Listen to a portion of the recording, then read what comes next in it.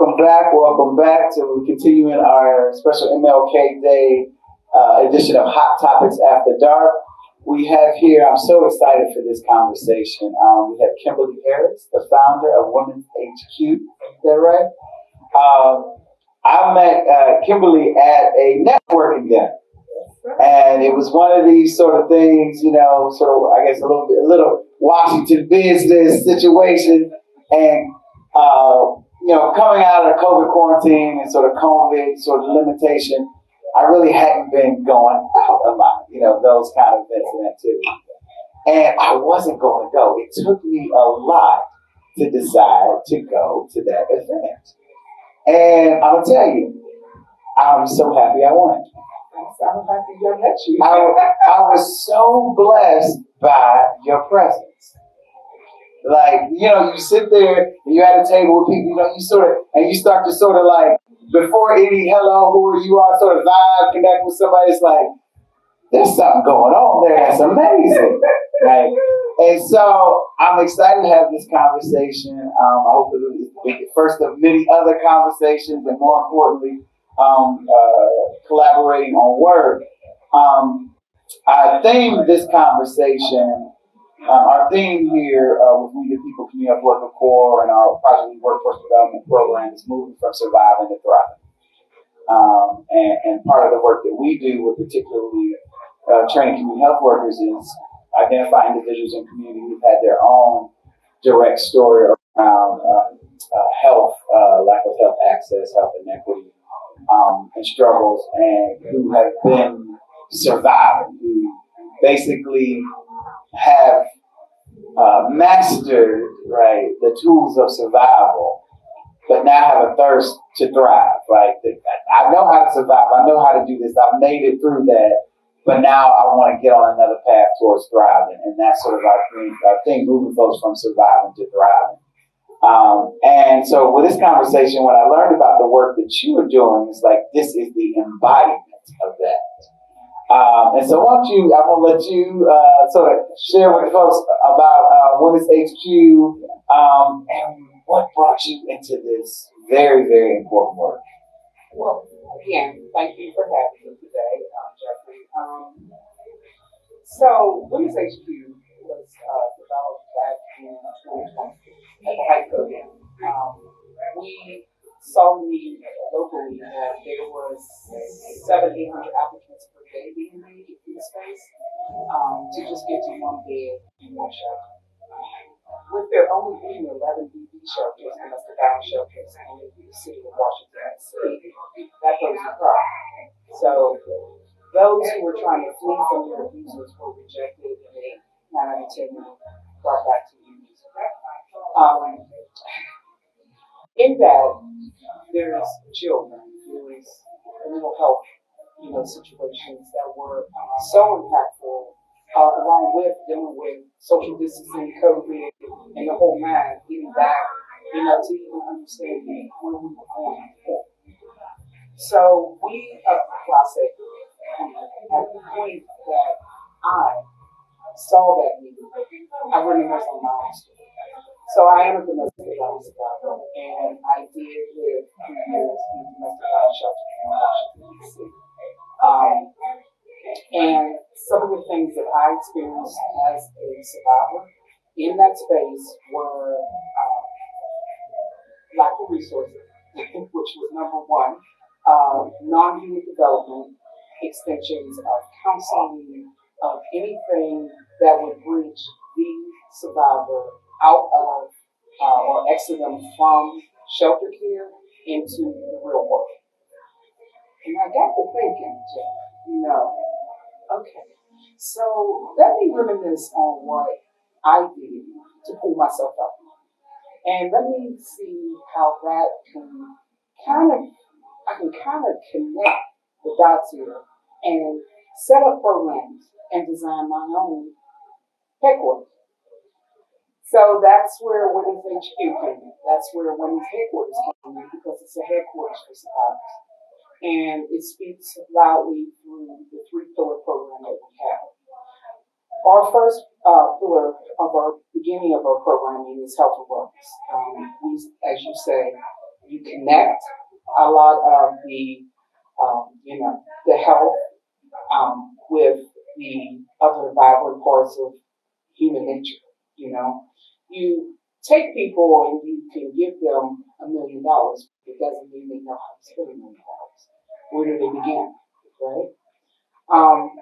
Survivors that we deal with every day, they deal with trauma. Trauma is at the door of every person that comes to organization. Trauma can take you under.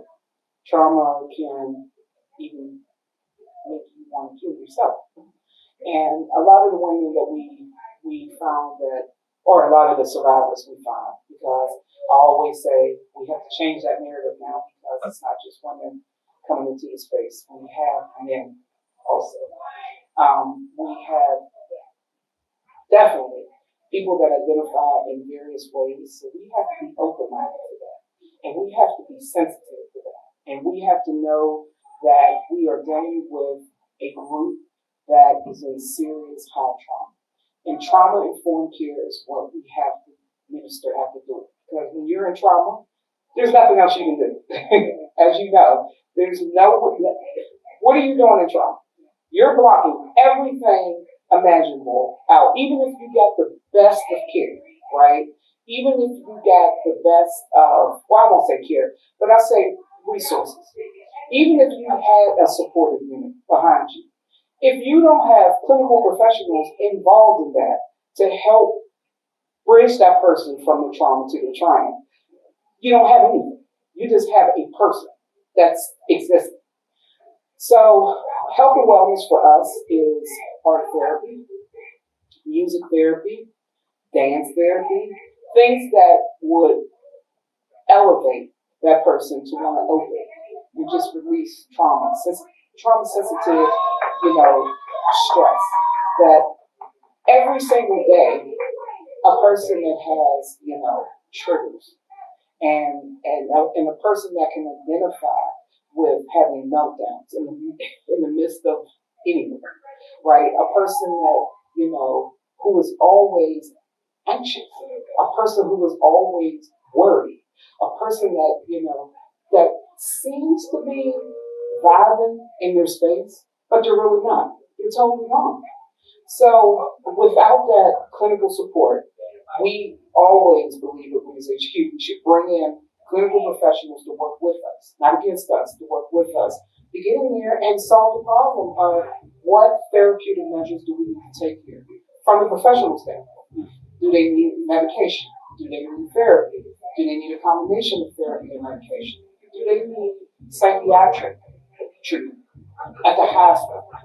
And the intensity of therapy can be good for many, but do we need to take it to the top of the chain to certified psychiatric doctors that can really treat the person and properly diagnose what the issues are?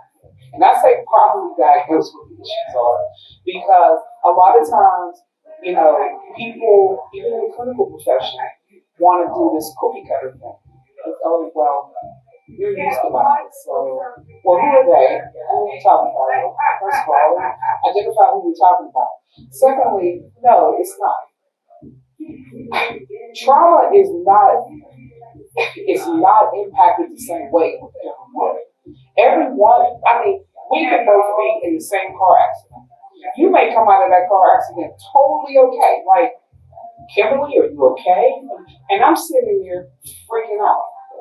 Totally freaked out and can't get it together for weeks and weeks and weeks and weeks and months and months and months. Then you say, we were in the same car accident, but she seemed to take it more impactfully than I did. Well, that's because we deal with trauma two different ways.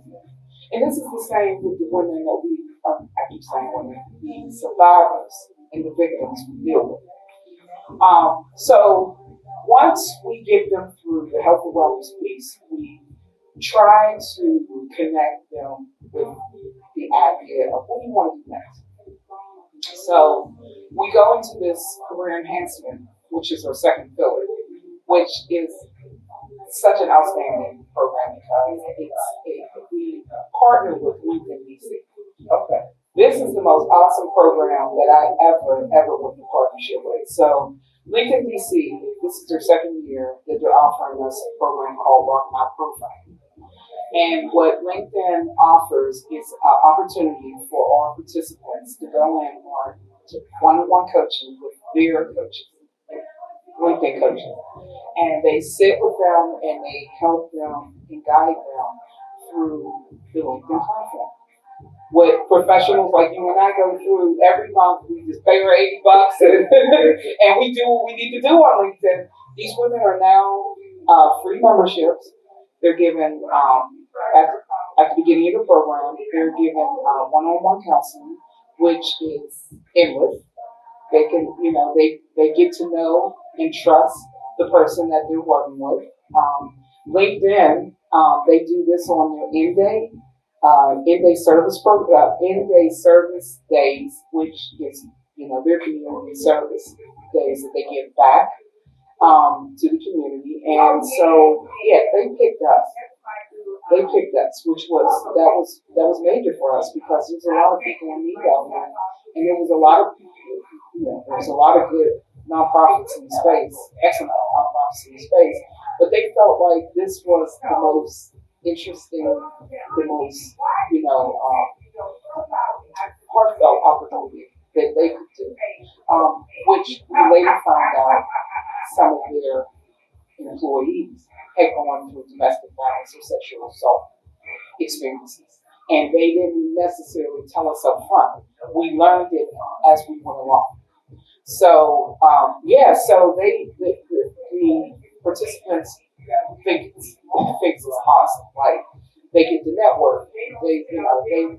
Some of them even get tips on how to revamp their resumes, how to review your interview tips. Like, you didn't get that job, right?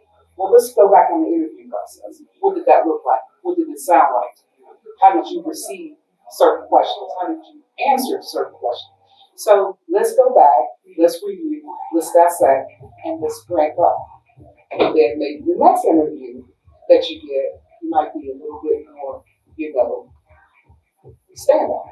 So, there's things like women that, keep saying women, survivors in trauma, they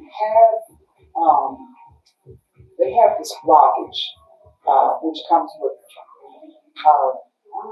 doubt. It's called doubt, and it stimulates from the fear, right? I hear it all the time. Our participants say, "Oh, Ms. Kim, I don't know if I can do that. That's not me. I would never think of becoming a chef. Oh, I would never think of owning a daycare. Oh, Ms. Kim, no. I can't do that." Hold on. Let's do our research. Let's figure this out together. And now we got a partner like LinkedIn that's like, oh, wait a minute. We know how to connect you here. We know how to connect. There's nothing but, LinkedIn. There's nothing but a whole world of professionals. And I say world. It's not just US based. LinkedIn is all around the world. So we couldn't have got a better partner in that career enhancement space to help out with our program there. So that's the career enhancement piece, and that's right. And then from occasional, we'll get business people in to do lectures and to help the participants think about next steps. But we do it carefully, because at every level with survivors, you have to make sure that you're following the pattern of trauma informed. It's all about trauma informed. And then the last piece, which is the last pillar to our program I wrote, which is called Work Well. And we work with some local finance executives from some of the largest banks here, like Bank of America. We just hooked in with Wells Fargo to get their financial executives to come in and teach the participants how to manage money, but how to also invest. Because have you ever heard of taking a survivor to Wall Street? That's our next step. to experience standing there when they ring the bell early in the morning. What does that mean? What does that mean? What does all the numbers mean on the platform? What does all the screaming mean? Why is everybody running around, shuffling around doing various things? These are things that open the mind and get people eagerly to think about, what is this? Can I ever be a part of this? Yes, you can. Because the investments we're trying to teach you how to build up to, what if you're a creator of products? What if you create a product? You get a patent for it, and before you know it, it's in somebody's toy store. It's selling like Barbie and Ken. And where does that come from? It comes from you. It comes from the desire of dealing with your trauma and moving forward in your life.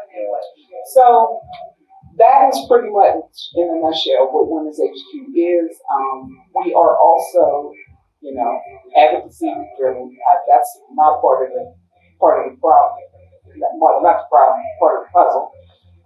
Because it always is problematic, especially when you deal with government affairs and you out here raising money like I'm the CEO of the organization, so I'm always the face of everything. So I'm always the one out there putting my face out there and, saying like, this is who we are, this is what we are, this is what we do. I just had an experience last September of last year where we went and I was invited to attend the White House Summit on food, hunger, and nutrition at the request of the President of the United States, President Biden, and Vice President Harris. It was an incredible experience. It was one incredible experience.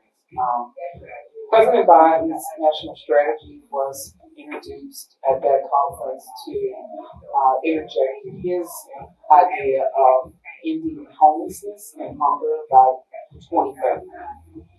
And every CEO in America showed up. Every nonprofit executive showed up.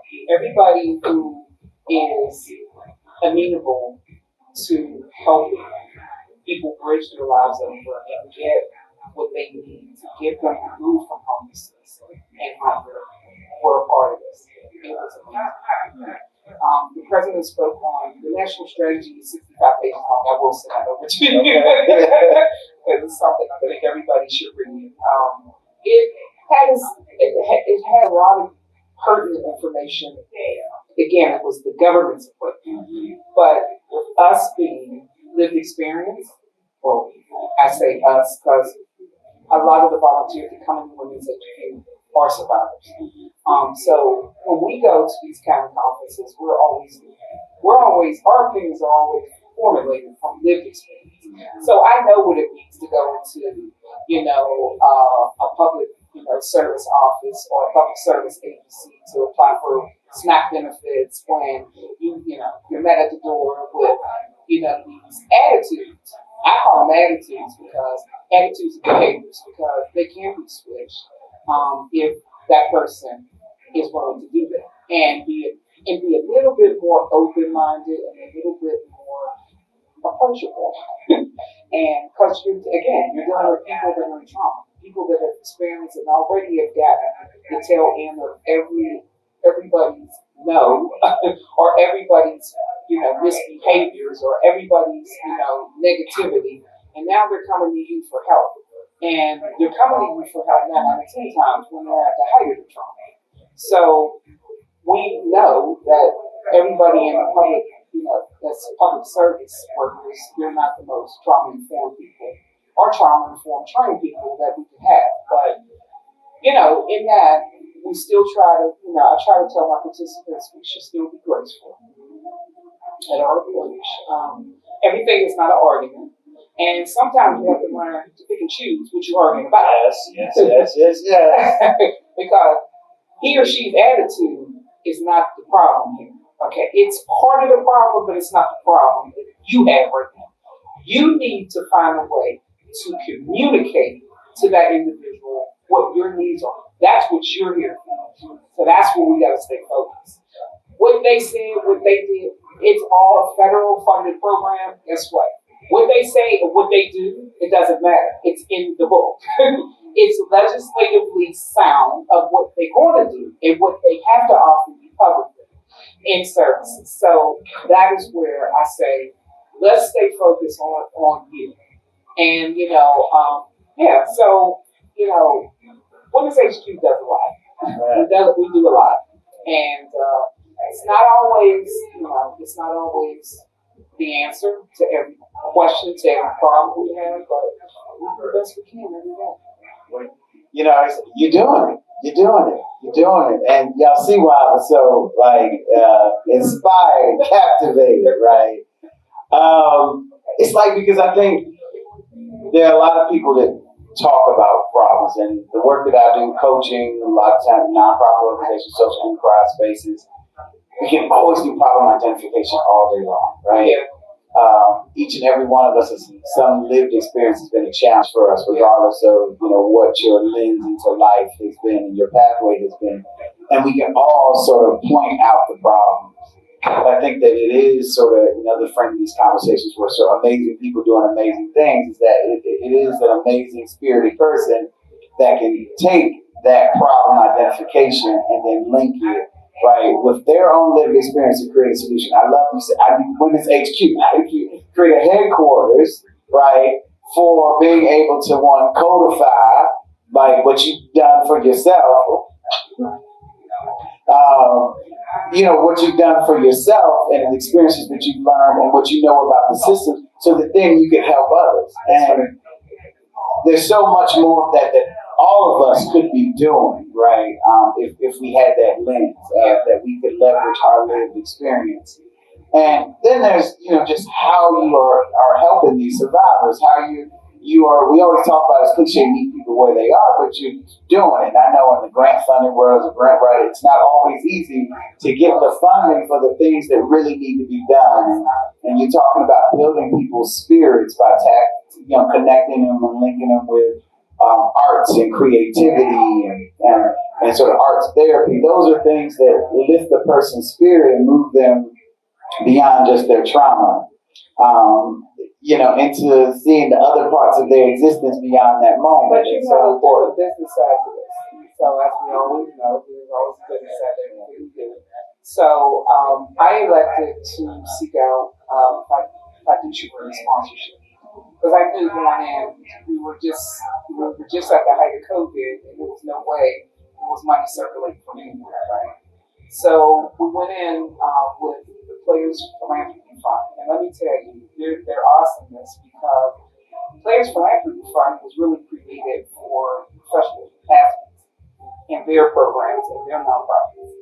So their projects are under NBA players, NFL players, NHL, MLB, and I'm like, so how is the Women's HQ going to fit up in here? And it was a young lady that we're friends to this day, Eleanor Shriver. She is Maria Shriver's cousin. She was the executive director of the organization, and she and I had this, free conference call, this onboarding call, and she said, "Why don't you fit?" And I said,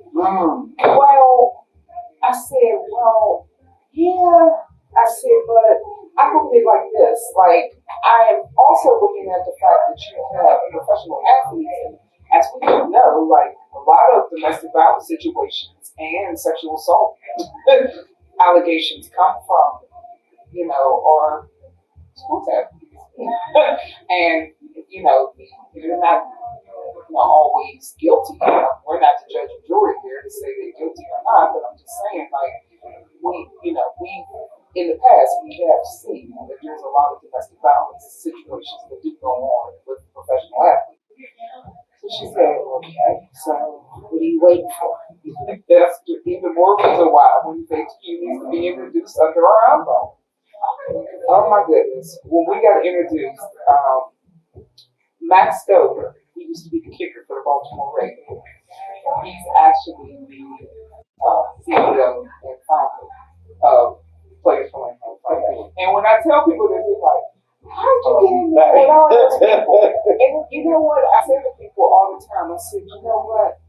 God gave me a mind and a mouth. Hey, use what you got. The Spirit always says to me, if I met, it is okay. Grab the back of my neck, the kid. Oh, yeah. Go with what you have, my son. He said, yeah. go with what you Yes. have. Yes. And I said, as long as I have those two, I'm good. I'm real good. And they were like, oh my God. So you talk to them and everything's a price tag, everything's a cost, but again, it's business. It's the article on business. But there are people out here that still have philanthropy at the forefront.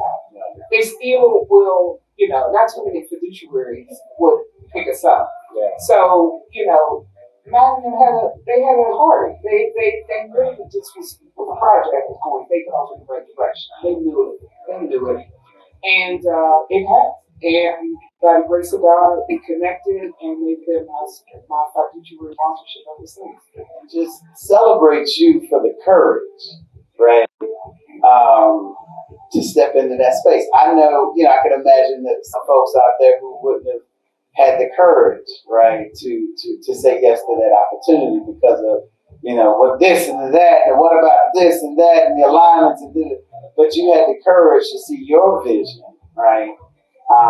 And how that apparatus can amplify the vision that you had. Yeah. So celebrate you for that. Celebrate you for that. And there's so many. You'd be surprised. There's a lot of people that hide being in domestic violence and sexual assaults. Victims that hide being in those experiences. Listen, a lot more people than what you think. I'm not talking about us indigenous folks. I'm talking about folks that got a whole lot of degrees and a whole lot of money that's sitting up in their trauma because they don't want to open themselves up to be vulnerable, to people who can help, and you'd be surprised who are survivors. You would. You actually would. Yeah, I was thinking earlier you were talking and sort of going back to sort of thinking about problem identification. One of the things that always sells with me is that we really have a culture of trauma in this country, and not just in this country, around the world, particularly when we sit here in the United States of America. Like we are desensitized to trauma, right? I think about the story, talk about how survivors are treated and the struggles that folks have to go through to receive trauma-informed care, to receive the adequate support needed to keep them safe, right? And then I just realized that we are so desensitized to trauma that I think that, some are bold enough in their sort of politics and social observation to say it out loud, but I think quietly there's often a lot of blaming of victims and those who've experienced trauma, right? So, we all go through something, so what'd you do to get yourself in that situation? Right? It's, especially with people that don't know how to treat or how to even identify people that are in trauma, right? One of the things I always share is my own story where my last attack from my abuser, he almost killed me. M Street, broad daylight. He was 6'2", about 280. And it was over a cup of coffee. I didn't like the flavor he had. He didn't like the flavor I had. But that situation was abusive from the door.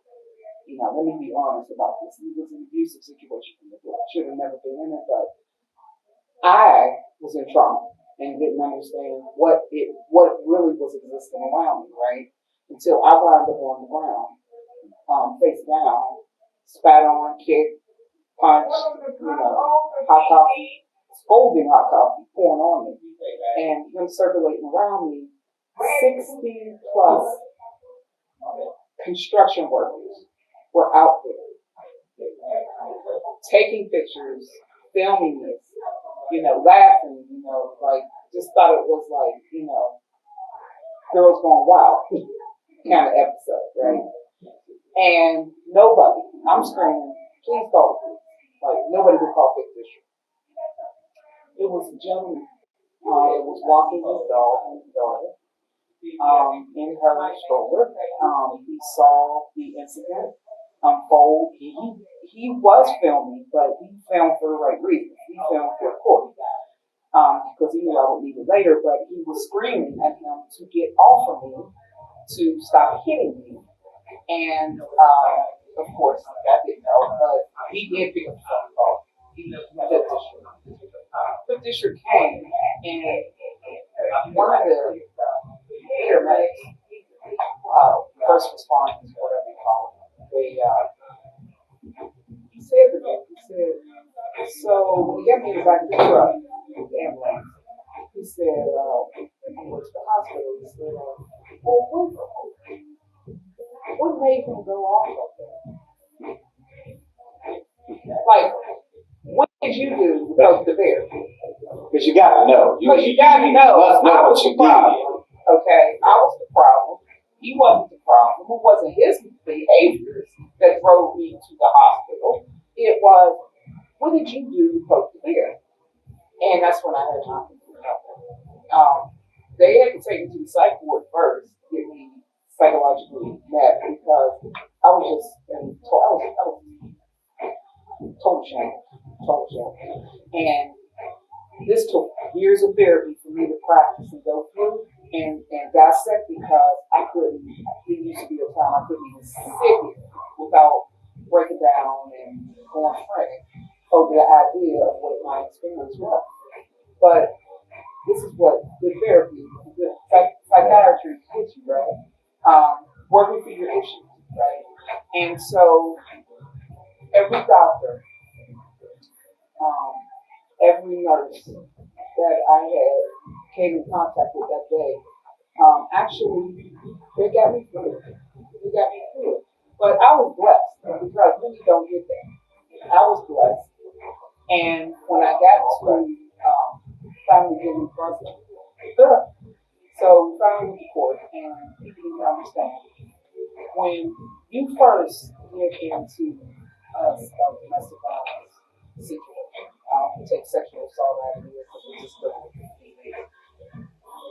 It's not pretty. Because when you first get in court to even file paperwork to get them arrested, your user arrested, you only get a 2-week temporary order, which the judge and chambers issue for your temporary protection, and it's really not for your temporary protection. It's really just to, get him in or her in, because we have men that get abused too. To get them in, your user in, to actually get them in the courtroom and say, did you do this or did you not do this? Which is a tap on the hand when you think about it, because that 2-week order gets the police out, pick him up or her up, get them booked, get them back in the court for a court date, and they come in and he like, yeah, he came in and he played the contest. So it's not that he didn't do anything, it's just that he wasn't doing it. And so when he played the contest, basically the judge was left with some history at best, right? So I'll give you a year. Give me a year, protect the year. Give me 1 year. And which I thought was an insult for all the trauma and all the abuse he was living with for so long, right? So again, it's I want people to realize that it's not easy. Even after you come away from your abuser, if you're trying to get them brought to justice, that's a process. Every step of your trauma that you're trying to bring the trauma, there's a price tag for it, trust me. And it's not always easy, but that's why you have to deal with trauma. You have to get that now so you can go through these things successfully. And religious.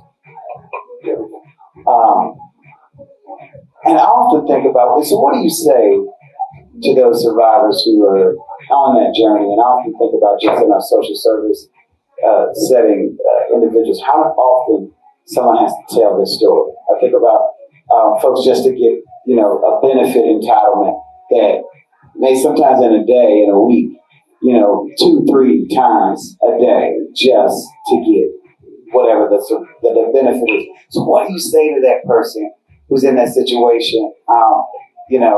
One of the things or one of the early conversations with our core members was just keep going, just keep going.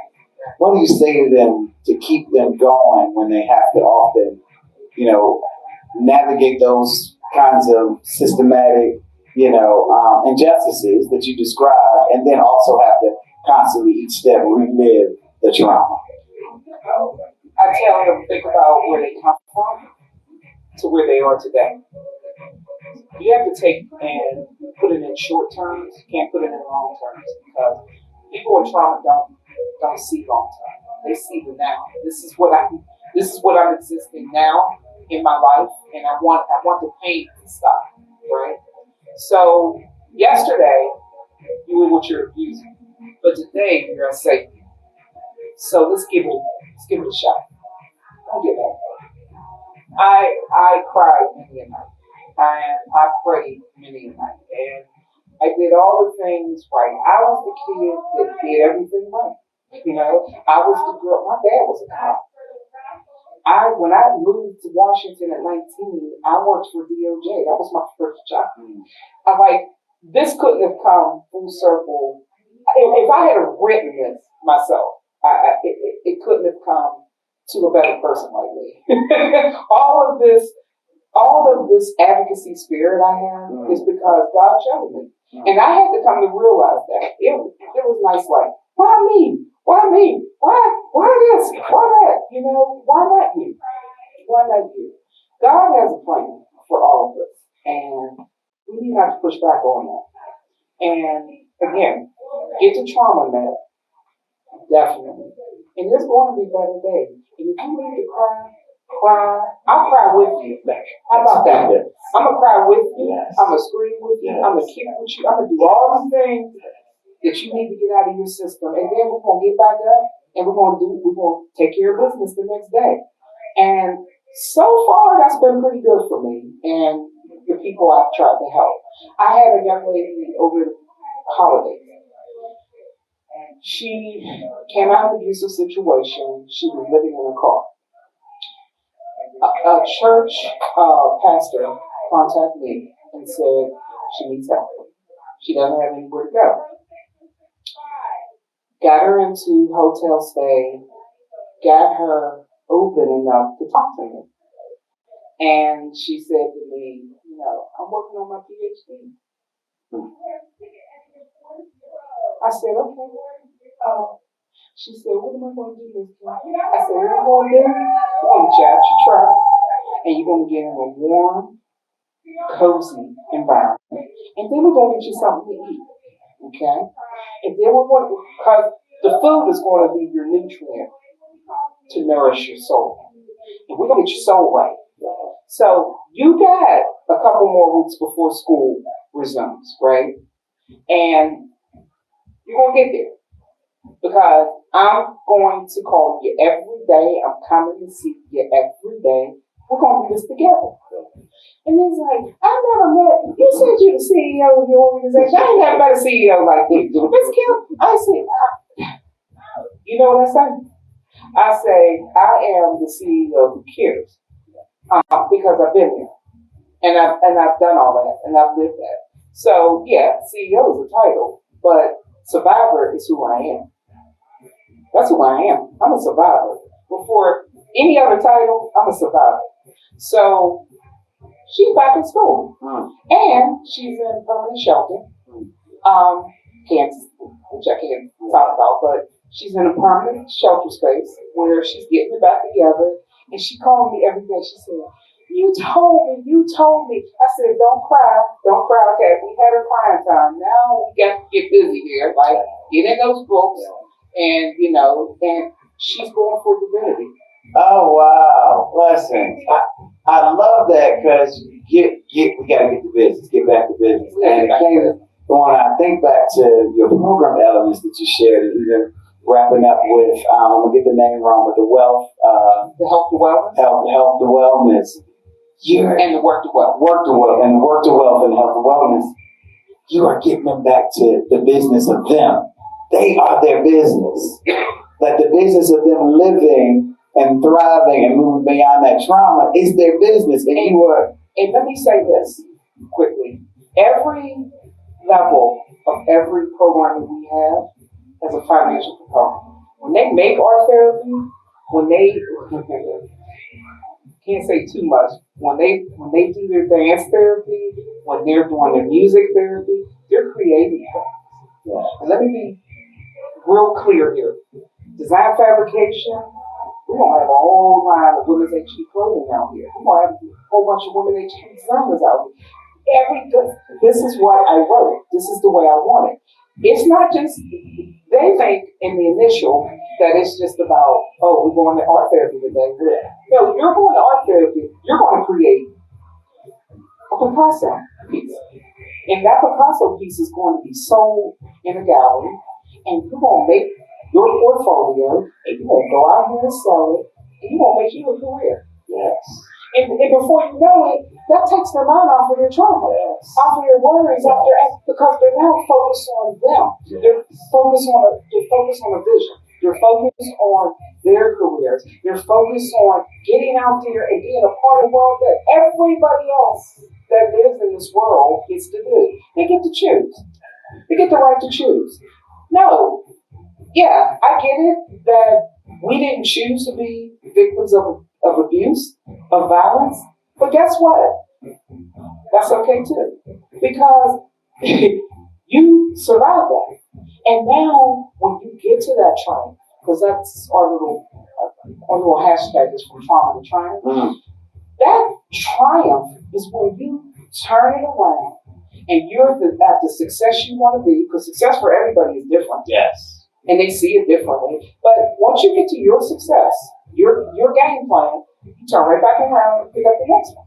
Yeah. And that's how we keep it going, because we keep creating and featuring people that have actually lived it, that can come back and embrace and swarm in and say, girl, what you went through, or honey, what you've been through, like, we got men coming to the space. We got transgender coming to the space. We have to be open to we have to be liberal and open and loving to everyone, no matter how they identify, because now is the time. We are at our highest in America in violence. We are up to or out. I don't even turn on the TV anymore and watch the news. Like, I really don't, because it's like every single day.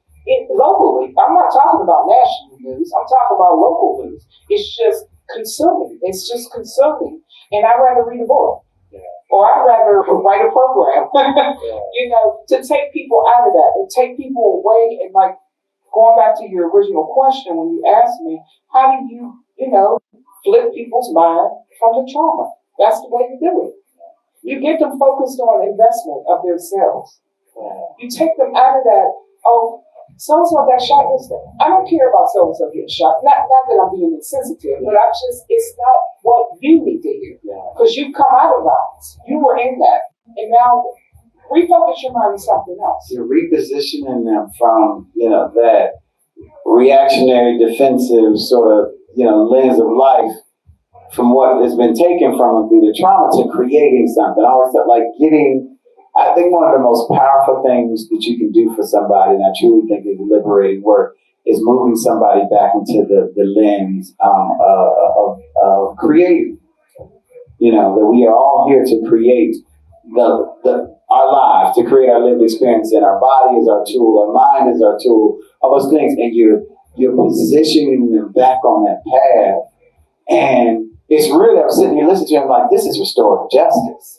Right, because when you think about the path, that traumatic sort of life cycle, and oftentimes, that individual who inflicted that trauma, or individuals or systems, it was intent or, just unintentional, but the byproduct was to debilitate, to shrink you, to take from you, to prevent from you, and when you can shift somebody back into that mindset of them being able to create, that's restorative justice. Like, no, you're not going to prevent me from being all that I was set be. Could be. And God made me, created me to be. Yes. That's right. Yes. And it's human development. Yeah.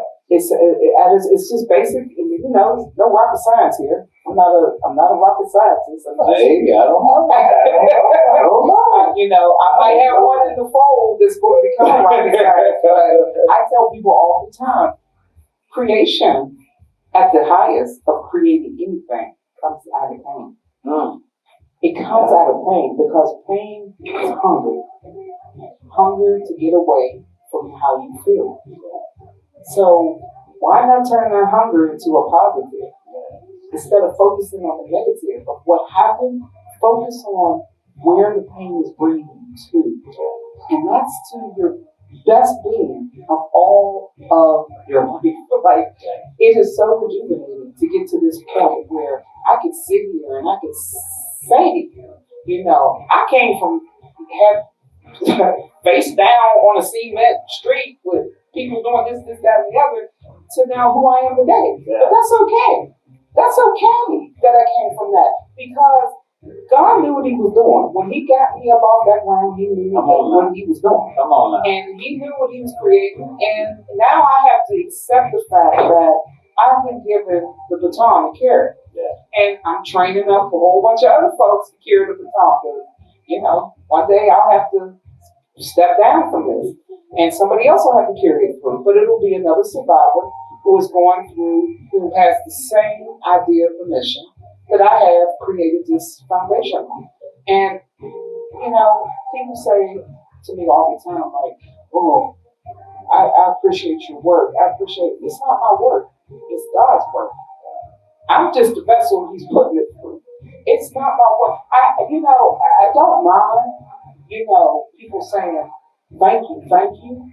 But what really gets to my heart is when I see the survivor succeed. And every individual that succeeds from trauma is an individual you need to watch out for. Because they're going to take it over. Oh, yes. As Diddy would say, did you come to eat? Did you come to eat? They came to eat. They came to eat. And I get so inspired with the young people that I'm blessed to work with through our workforce development program. And I say to them, we do a pre-employment institute before they start their fellowship and they get a scholarship. And I do sort of this talk. It's called "You Are the Leader of Your Life." And they kind of look at me like I'm crazy when I start, like, what you talking about?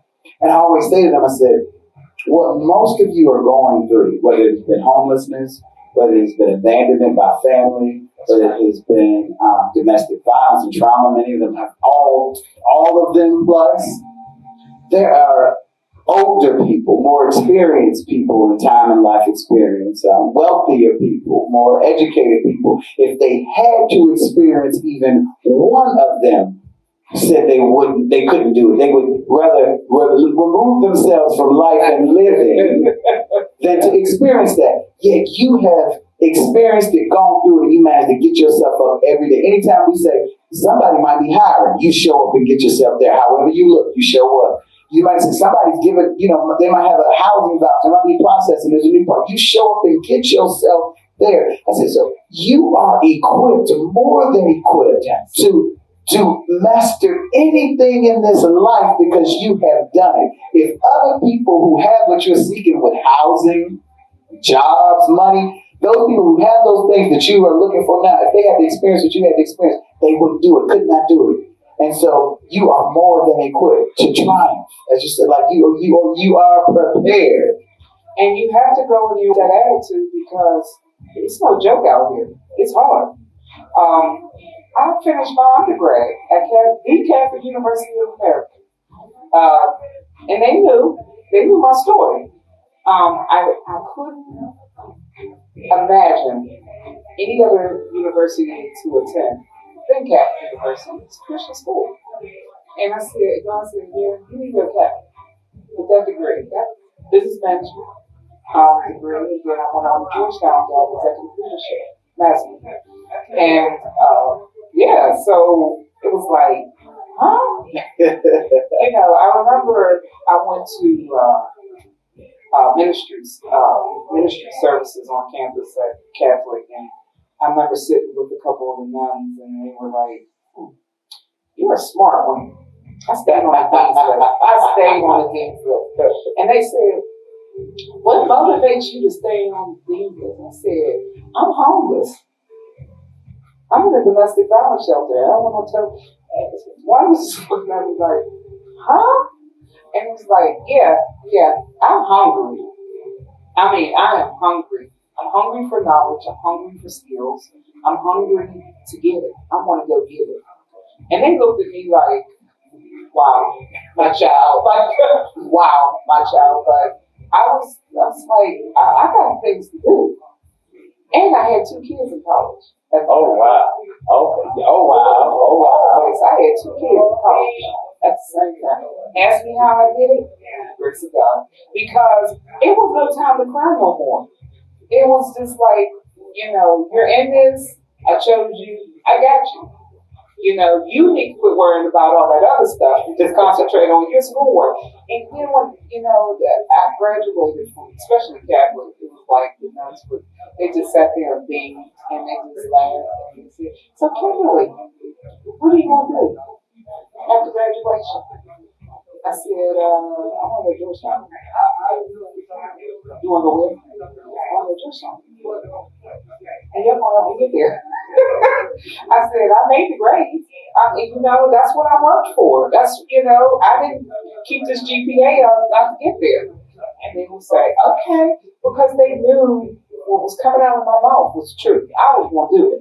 All I needed is for them to open the door. Just give me the referrals that I'm going to need to get in that door, and I promise you, I'll make you very proud. And I tell you, they're beyond proud. And to get it back, to circulate it back, I now, have introduced these programs to the Catholic University as non-credit coursework. And I can't say too much about that, but that's where I'm headed next. Awesome. Well, I get to thank you for being here with me today. So I need to say thank you for that. Thank you. And I will say also, bless you. Bless you. And we have a podcast. Almost forgot. Oh, yes. Well, now tell us where they can find you. Okay. Yes. So we're Women's HQ, WOMEN 'S, H is in Mary, Q is in quarter. Our website is www.womenshq.org. We are also on YouTube channel, Women's HQ. Podcast is entitled The Survivor Coffee Circle, which is awesome. I have politicians, I have, corporate professionals, everybody to come into the space to help us, curate a community of help. So we're on a YouTube channel platform, so you want to check that out. And visit us at www.womenshq.org. And reach out to me at kharris@womenshq.org. That's my email address. And I'll return it, I promise. She will. I'm a testament to it. She will. I will. Bless you. You're awesome. Well, thank you. You're awesome. Again, like I said, I sat there and I was like, I go to places, but it's like it's like, thank you, that's why I'm here. We ain't good that night. We ain't so good. We ain't so good that night. Everything was good. Everything. And actually, out of that networking experience we had, I actually got some of the foundation I needed and some of the information I needed to start Women's HQ out. Yeah. Love it. I sat there and I realized after our interaction, I said, okay, that's why I was here. I'm good now. I'm fine. It's like I go into spaces and I'm like, but once I was like, thank you. Okay, this is why I'm here. And now you are here. Now we besties. We here. Yes. Because you are doing it. And in this world right now, We need more light. We need more light. And I say to everybody, glow, glow, glow, glow, glow. When you get up and somebody tells you, why are you glowing so bright? Why are you glowing? You got to do all that? I sure do. I sure do. I sure do. I sure do. You know, like Miss Marsha sitting over there. You know, I glow so bright. Put on your shades. If I'm glowing too bright, put on your shades. And so beautiful. Yes. And so very beautiful.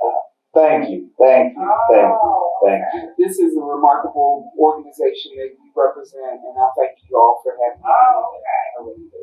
And you'll be back. We're going to do some things.